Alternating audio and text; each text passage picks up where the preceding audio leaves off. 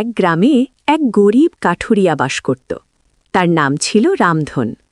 রামধনের স্ত্রী ছিল খুবই বুদ্ধিমতী, নাম সুলেখা। তারা দুজন মিলে খুব কষ্ট করে সংসার চালাত। একদিন রামধন গভীর জঙ্গলে কাঠ কাটতে গিয়ে হঠাৎ একটা গুপ্তধন খুঁজে পেল। সেটা ছিল মোহর ভর্তি একটি কলসি। রামধন আনন্দে আত্মহারা হয়ে কলসিটা নিয়ে বাড়ি ফিরল। সুলেখা, দেখ, এই ধন দিয়ে আমরা কত আরামে জীবন কাটাতে পারব। আমি এখনই সবাইকে এই সুখবর দেব। শোনো গো, এত বড় গুপ্তধন পাওয়ার কথা কাউকে জানতে দিও না। আমাদের গ্রামে অনেক দুষ্ট লোক আছে। যদি তারা জানতে পারে তবে আমাদের বিপদ হতে পারে। বরং এই ধন লুকিয়ে রাখো এবং আমরা সাধারণের মতো জীবনযাপন করব। যখন প্রয়োজন হবে তখন অল্প অল্প করে খরচ করব। কিন্তু রামধন ছিল খুব সহজ সরল। সে স্ত্রীর কথা শুনল না। সে গ্রামের প্রধান এবং তার কয়েকজন বন্ধুর কাছে এই ধনের কথা বলে দিল।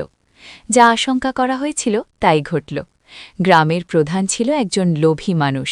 সে গুপ্তধনটা হাতিয়ে নেওয়ার ফন্দি আঁটল।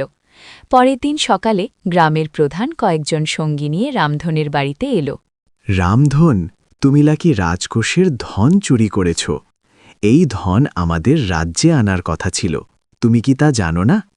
আমরা এখনই তোমাকে রাজবাড়িতে নিয়ে যাব। না, আমি চুরি করিনি। আমি জঙ্গলে পেয়েছি। কিন্তু প্রধান তার কথায় কান দিল না। তারা জোর করে রামধনকে ধরে নিয়ে যেতে শুরু করল। এই সময় সুলেখা এগিয়ে এলো।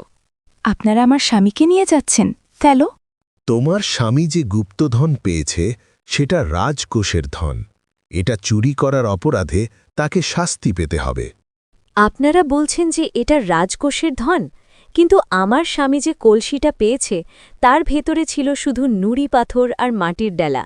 সেই সামান্য জিনিস চুরি করার জন্য একজন কাঠুরিয়াকে রাজবাড়িতে নিয়ে যাওয়া হচ্ছে।